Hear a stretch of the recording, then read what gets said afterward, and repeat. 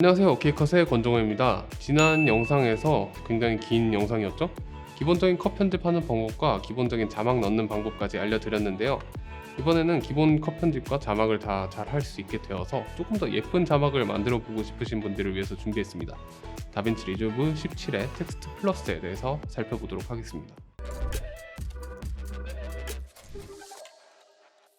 다빈치 리졸브 같은 경우에는 솔직히 말해서 자막 기능이 엄청 다양하고 또 별로 직관적이지도 않습니다.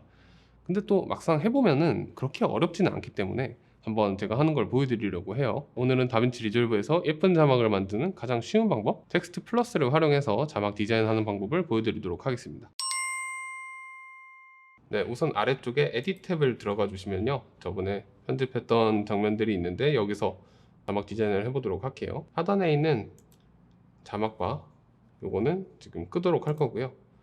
텍스트 플러스를 찾는 방법은 왼쪽 상단에 이펙트 라이브러리에 툴박스 그리고 타이틀에 들어가시면 여기 텍스트 플러스가 있습니다.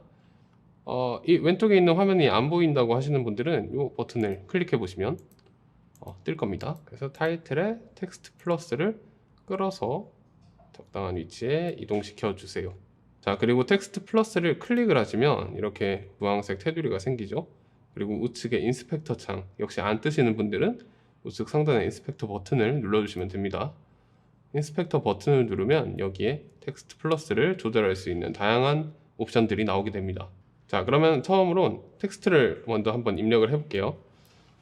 설명을 위해서 두 줄로 입력을 해보도록 하겠습니다. 안녕하세요, 오케이 컷입니다. 네, 이렇게 안녕하세요, 오케이 컷입니다 라고 입력을 했는데 여기 네모로 뜨죠. 이런 경우는 지금 선택되어 있는 폰트가 한글을 지원하지 않기 때문일 가능성이 있습니다. 그래서 폰트를 바꿔주도록 할게요. 저는 무료 폰트 중에서 배달의 민족을 찾아볼게요. B를 선택해 주시면 B로 시작하는 폰트들이 뜨고 배달의 민족 폰트를 선택하도록 하겠습니다. 그러면 배달의 민족 폰트는 한글을 지원을 하기 때문에 이렇게 한글로 잘 뜨는 것을 확인하실 수가 있습니다. 네, 이제 텍스트를 입력을 했으면 세팅을 한번 건드려 볼 텐데요. 여기 텍스트 플러스 켜고 끌 수 있고요. 아래쪽에 텍스트 레이아웃, 트랜스폼, 쉐이딩, 이미지 세팅 등 다양한 탭들이 있습니다. 처음 있는 텍스트 탭에서 우리가 원하는 글자를 써 넣을 수 있고요. 폰트는 글꼴을 지정하는 곳이고요. 컬러는 색깔을 정하는 곳이고, 사이즈는 글자 크기를 선택하는 곳이에요. 트래킹은 글자 간격을 넓혀주고 줄여주고 하는 기능입니다. 점을 누르면 초기화됩니다. 그리고 라인 스페이싱은 줄 간격을 조정해주는 기능이에요. 점을 누르면 초기화되고요. V 앵커라는 거는 세로 수직축을 기준으로 해서 가운데 정렬을 어떻게 할 건지 나타내 주는 거고요. 마찬가지로 슬라이드 바로도 조절을 하실 수가 있습니다. H 앵커라는 거는 마찬가지로 수평 축에서 왼쪽이냐 오른쪽이냐 이걸 나타내 주는 거고요. 역시 슬라이드 바로도 조절을 하실 수가 있습니다. 자, 그리고 나머지는 뭐 크게 사용하실 일은 없을 거예요. 한 번씩 눌러보시면 어떤 기능인지 아실 수 있을 겁니다. 자, 그럼 첫 번째로 자막에 색깔 넣는 방법부터 한번 살펴보도록 할게요. 자, 기본적인 글자 크기라든가 뭐 트래킹, 라인 스페이싱 이런 것들은 여기서 조절을 해요.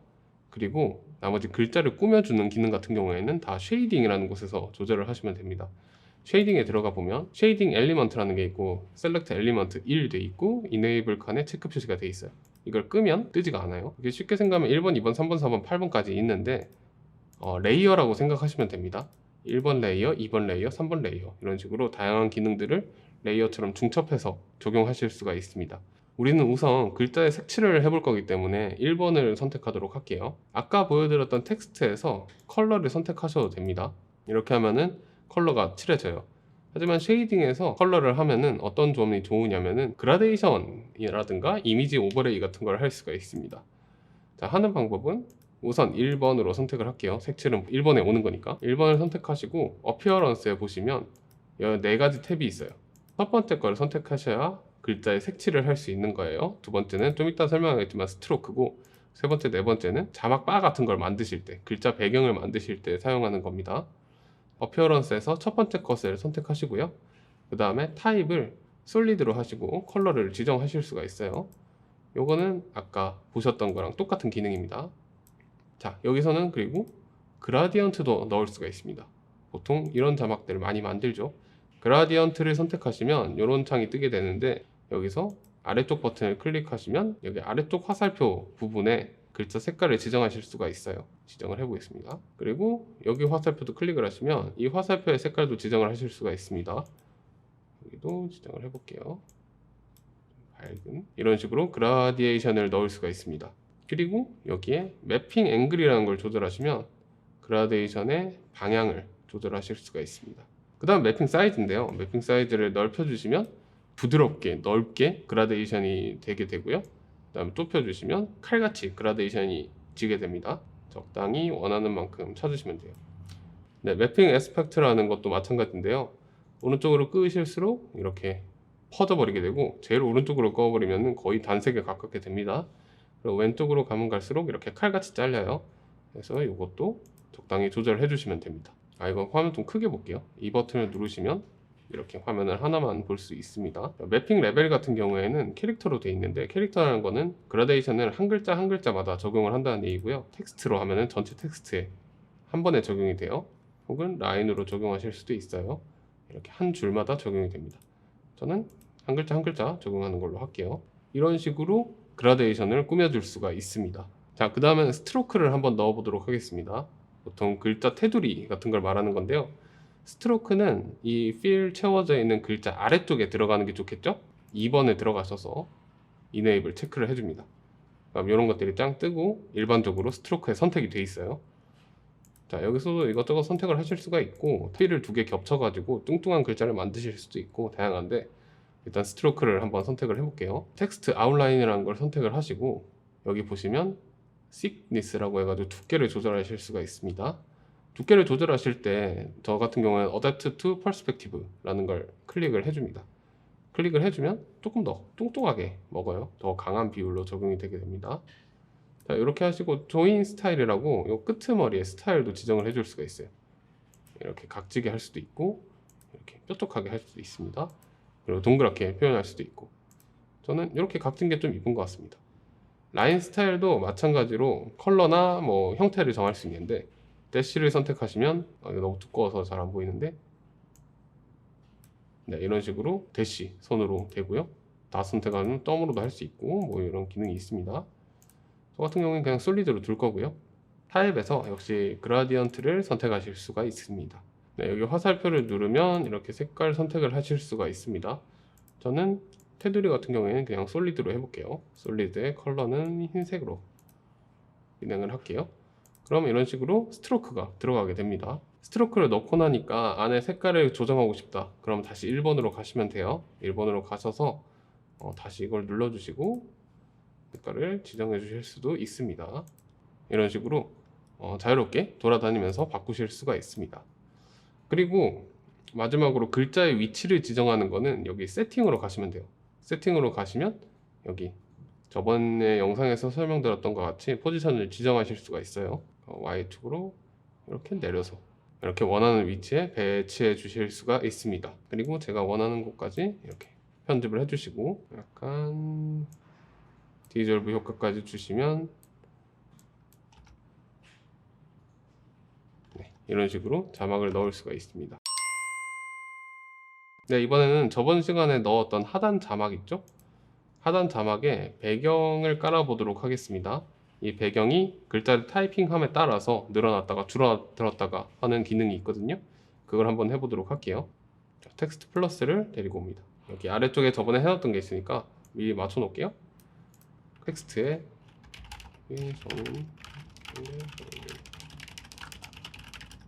이라고 쳐주시고, 역시나 마찬가지죠. 폰트를 지정해 줘야 돼요. 배달의 민족 폰트를 적용하고요. 폰트 사이즈를 이렇게 말더막에 맞게 줄여주겠습니다. 그리고 세팅에 먼저 들어가서 Y축 위치부터 조정을 해줄게요. 자, 이 정도의 말더막이 오도록 하고요. 다시 타이틀로 돌아가서 이번에도 쉐이딩에 들어갑니다. 이번에 1번 폰트 글씨 색깔은 그냥 흰색으로 할 예정이고요. 2번에 들어가서 이네이블을 해줍니다. 이번에는 아웃라인이 아니고 스트로크가 아니고 여기 보더 필이라는 걸 선택해 줍니다. 보더 필을 선택해주면 이런 식으로 자막 뒤에 배경이 깔리게 되죠. 여기에 레벨을 캐릭터에서 라인으로 맞춰주세요. 라인으로 맞추면 이렇게 한 줄에 전체가 자막이 뜨게 됩니다. 익스텐트 호리존탈, 익스텐트 버티컬이라는 게 있는데, 버티컬은 이렇게 위아래 자막을 늘려주는 게 되고, 호리존탈은 좌우 자막을 늘려주게 됩니다. 지금 버티컬 같은 경우에는 위에 너무 붙어 있기 때문에 조금만 늘려주도록 할게요. 너무 네모나게 잘리는 게 약간 부담스러워서 살짝 둥글려 주겠습니다. 이 라운드라는 거는 끄트머리가 살짝 둥그러지는 효과가 있어요. 그리고 타입은 역시 마찬가지로 그라디엔트를 넣을 수도 있고요. 저는 그냥 솔리드로 할게요. 솔리드에서 제가 좋아하는 민트색을 선택한 다음에 이렇게 넣어줄 수 있고, 이제 말드막 같은 경우에는 너무 뒤에 내용을 가리면 안 되니까 자막바에 오파시티를 조금 낮춰주는 경우가 많습니다. 알파에서 조정이 가능합니다. 근데 이렇게 알파 값을 내려주면은 색깔이 굉장히 연하게 바뀌게 되는데, 그럴 때는 컬러 옆에 조그마한 화살표가 있어요. 조그마한 화살표를 선택하시고 알파 값을 선택하신 다음에 원하는 색깔이 나올 때까지 여기 마우스로 이렇게 조정을 해주시면 됩니다. 그러면은 이제 아래쪽에 자막바가 생성이 됐어요. 그러면 이제 이걸 복사해서 넣어 볼게요. Alt 누르고 이렇게 끌어서 복사할 수 있죠. 바로 와버려 가지고 한번 까보기로 하겠습니다를 쳐볼게요. 다시 텍스트에서